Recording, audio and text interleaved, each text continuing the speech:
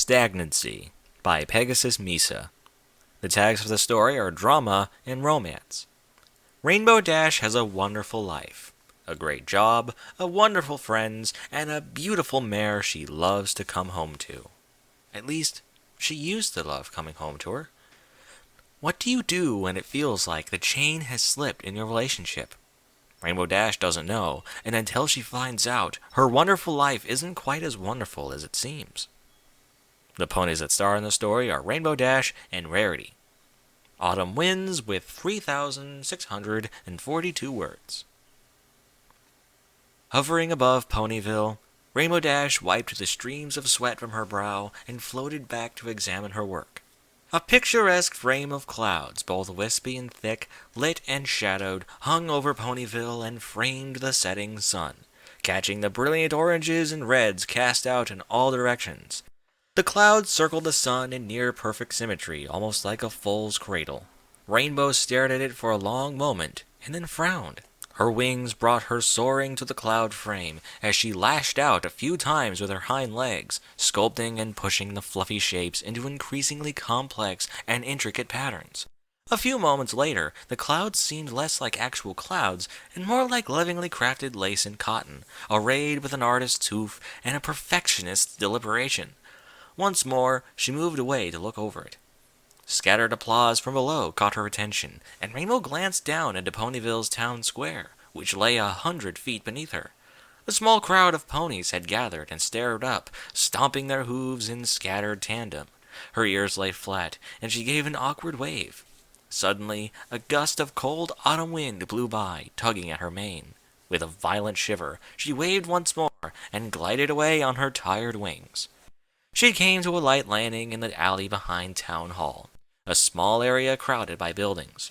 Although months ago she would have finished her work in the mid-afternoon, late evenings had become the norm. Anything to get away for just a little while longer. At that thought, a heavy sigh escaped her lips. Her entire body sagged forward. "Guess I gotta go," she said with another sigh, and turned to begin the slow trek back to Fluttershy's cottage on the borders of the Everfree Forest. Her ears drooped. As her trudging hooves carried her out of the alleyway, she passed a unicorn pony that stopped and smiled at her. "Great job on the clouds, Rainbow Dash," he said. "Thanks." She didn't look up at him, but instead continued past with her head low to the ground. With every step, her eyes grew more and more distant, her expression more and more stormy. Another gust of wind went unnoticed as her path meandered through town, as did the full crunching of autumn's brittle brown leaves under her hooves. The buildings seemed to flash by Rainbow, as did all the ponies who called out to her on their way home for the night. The only thing she had eyes for was the ground, and even that barely registered. Eventually, though, something had to catch her attention. That something was a mare's low, sultry voice. "Rainbow Dash!" the voice said, crashing through her trance. "How wonderful to see you!" Rainbow blinked a few times. Where before had she been making a drunken beeline towards Fluttershy's cottage, now she stood in front of Carousel Boutique, which was on the other side of town. Rarity, who held a broom aloft in her magical grasp, stood in the doorway. Rainbow cleared her throat.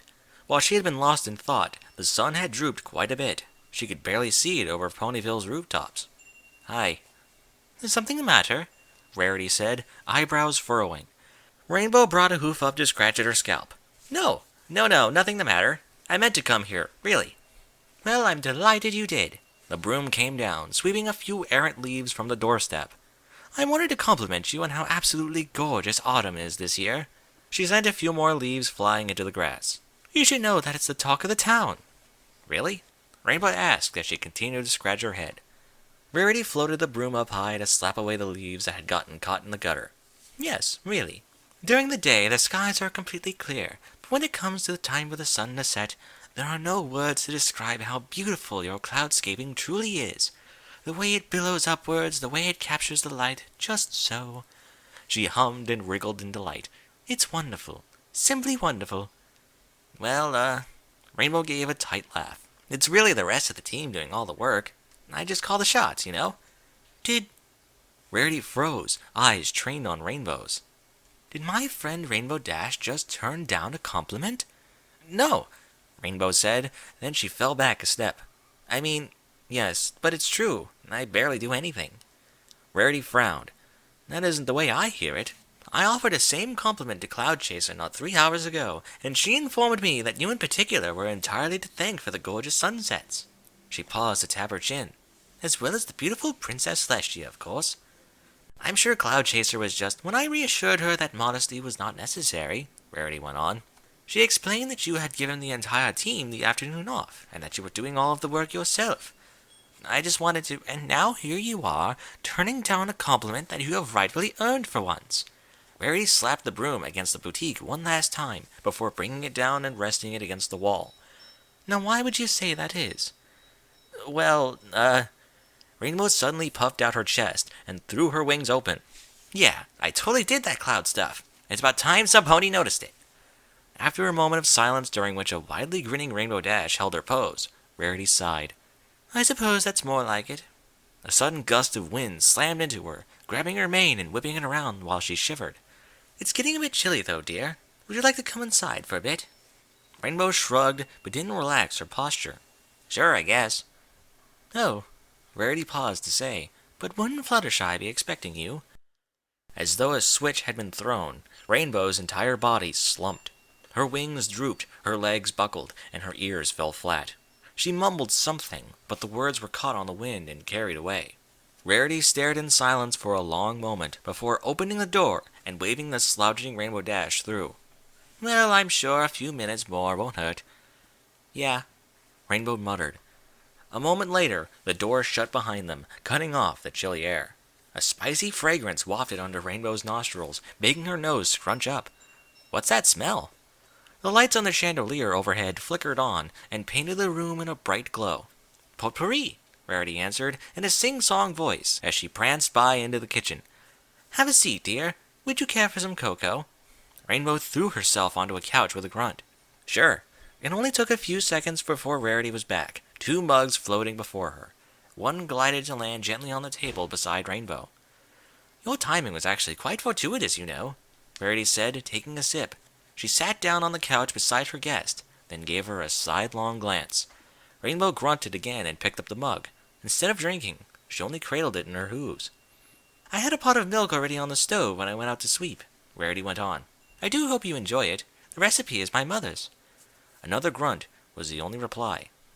Rarity licked her lips and set her mug down. So how are you? I dare say I haven't had much of a chance to see either you or Fluttershy for weeks. Her eyes flickered when Rainbow flinched. Doing good, Rainbow said. No, you're doing well, Rarity said in a chiding tone. Mare do well, does good. Yeah, sure. Rainbow's eyes were distant. You look to be in wonderful shape. Rarity craned her head to get a better look. Why, a more fit Pegasus pony I've never seen in all my days. Another grunt. Rarity's eyelids fluttered. Rainbow dearest, you aren't paying attention to a word I'm saying, are you? Grunt. I took Tank's shell and made an absolutely delightful soup bowl out of it, Rarity said brightly. The poor dear's remains are buried in the backyard, but I doubt you'll ever find them. Grunt. Rarity pursed her lips. What is the matter, dear? She didn't even get a grunt this time. Her eyes narrowed. Rainbow Dash. Huh? Rainbow's eyes focused and came up from looking at her lap. Yeah? Rainbow Dash, Rarity said. What is the matter? She scowled when, instead of saying something, Rainbow buried her muzzle into the hot cocoa. Her words lashed out. Rainbow Dash! Rainbow flinched away, and a bit of cocoa splashed over the side of her mug. What? You are deliberately being evasive, Rarity said. Her horn lit up, and the spilled cocoa siphoned out of the couch to float into the kitchen, where it fell into the sink. What is wrong? Nothing's wrong. Rainbow put the mug down under her friend's watchful glare. Forgive me for disagreeing, Rarity said, but you are not yourself. Thrice now I have complimented you to no effect. You are doing your entire team's work, and doing it well, I might add, yet refusing to take any credit for it. She crossed her forelegs. Then add in that you look like the Wonderbolts just announced that they have decided to become an interpretive dance troupe, and I would wager berets against bobby pins that something is bothering you. I'm fine, Rainbow said. Rarity leaned forward just the slightest bit. You cannot expect me to. I said I'm fine. Rainbow hopped off the couch and paced across the room, then back. If you don't want to speak with me about it, then I won't press too hard. Rarity said, head twisting to follow Rainbow. "But please do remember that I am here for you. We are all here for you. In fact, Fluttershy, most of Fluttershy." Rainbow cut in. "Yeah, I know. You don't have to remind me." Rarity watched Rainbow walk back and forth across the room a few more times. "Rainbow Dash," she said slowly, "how much have you been working these past few weeks?" "I don't know." Rainbow shrugged mid-pace, wings furling and unfurling. "A bit." "The same as usual? More? Less?" Rainbow shrugged again. "I said I don't know. Maybe a little more than usual, I guess." "Do you mean longer hours?" Rarity sipped at her drink. "Or is the work itself harder?" "Both, maybe." "Why is that?" Rarity asked. "Why is what?" Rainbow's hoof steps slowed as she gave Rarity a sharp glance. Rarity cleared her throat daintily. "I mean, why is it that you are working longer and harder than usual? Why have you been giving your team time off and handling their jobs by yourself? I assume that wasn't a one-time occurrence." Rainbow didn't answer right away, instead stopping to kick a hoof against the floor. The windows rattled in their panes from the force of the blowing wind. "I just want to be there," Rainbow said at last. "Better there than—" She swallowed. "You know, other places." "What other Rarity began. Rainbow lifted a hoof. "Can we not talk about this?" Rarity's mouth snapped shut before she gave a swift nod. "Of course we can. Is there anything in particular you want to speak about?" "No," Rainbow said. "Just anything else." She collapsed onto the sofa once more. For a few moments, they sat there in relative silence with only the blustering wind outside and Rarity's ticking grandfather clock to be heard. Rainbow sipped at her drink, but it had lost its warmth. She scowled. "I started reading a book the other night," Rarity said suddenly. "Twilight lent it to me." Rainbow glanced over, still holding the cold mug. "Did she finally talk you into trying Daring Do?" "Not yet," Rarity answered with a titter. "But still, I think it's a fascinating read. Would you mind if I told you about it?" Rainbow shrugged. "Sure." "It's about, Rarity coughed. "Well, the story centers around a pair of spies who work together and go on dangerous missions, where even the slightest mistake might lead to an untimely demise." "Okay," Rainbow said, glancing away. "And they fall madly in love with each other and marry," Rarity continued, as a frown spread across her face. "A few years pass, the happiest years of their lives, as they live and love and work together to keep the world safe. But as time goes on, they begin to drift apart. They aren't as in love with each other as they thought they were." After a moment, Rainbow turned back to her friend. "Okay." Rarity's lips quirked. "But even though they are both growing more and more unhappy, neither is willing to say anything to the other. They simply allow the status quo to stagnate and fester, and their unhappiness becomes pure suffering." "Why won't they say anything?" Rainbow asked. "Oh, a number of reasons," Rarity said. "They fear what will happen to their work relationship. They don't wish to hurt the other pony. They dislike the idea of putting themselves into such an awkward position. The why is honestly less important than the fact that neither party could muster the courage to do anything." Rainbow bit her lip. "So, do they fix things?" "Sadly, no." Rarity reached up to sweep her mane back over her neck. "They spend more and more time apart, working by themselves and living miserable, distracted lives. Eventually, one of them has an affair that the enemy spy learns about and uses as leverage to steal all manner of sensitive information. The story ends tragically, with both of the former lovers giving their lives in order to save Equestria." "The story sounds awful," Rainbow said with a scowl. Rarity nodded, then gathered up both her and Rainbow's mugs. "It is awful," she said on her way to the kitchen. "A horribly depressing tale about two otherwise brave, passionate ponies." A moment later, she came prancing back out. "And the worst part is they could have prevented all of it from happening." "They could?" Rainbow's ears twitched as Rarity settled back on the sofa. "How?" "Why not tell me what you think?" Rarity said. Rainbow glanced down, fiddling with her tail. "They could have, I guess they could have—" She gave a frustrated grunt. "You know I'm bad at this kind of thing." "Oh, please, try your best," Rarity said in a soothing tone. "I do so wish to know what you think, to see if we both have the same idea." Fine." Rainbow's face scrunched up as she thought. "I think I got something, but it's kind of lame." "I highly doubt that." Rainbow held in a sigh. Just don't tell any pony else I said this stuff, okay? Or don't tell any pony we even had this talk. Yes, yes, Rarity said, waving an impatient hoof. My lips are sealed and all such sentiments. Well, Rainbow took a deep breath and let it out slowly. What if they just weren't right for each other? Rarity shifted her weight back. What makes you think that? So if two ponies are meant to be together, they probably wouldn't start feeling that way at all, right? Rainbow said.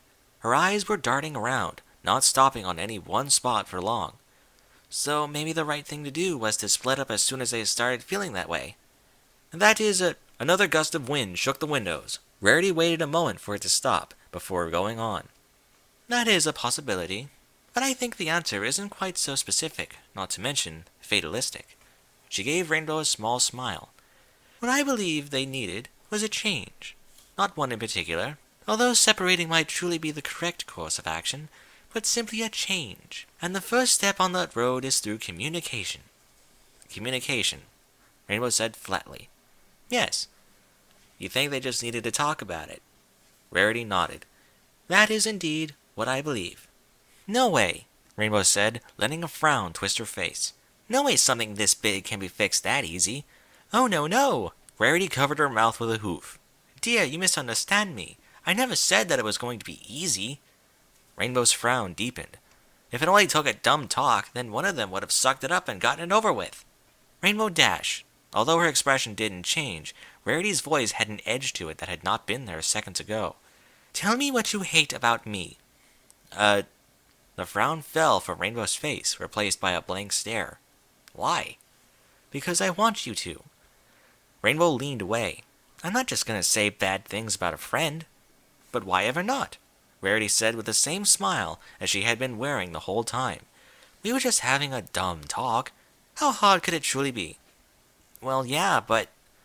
Rainbow halted mid-speech, then gave an embarrassed grin.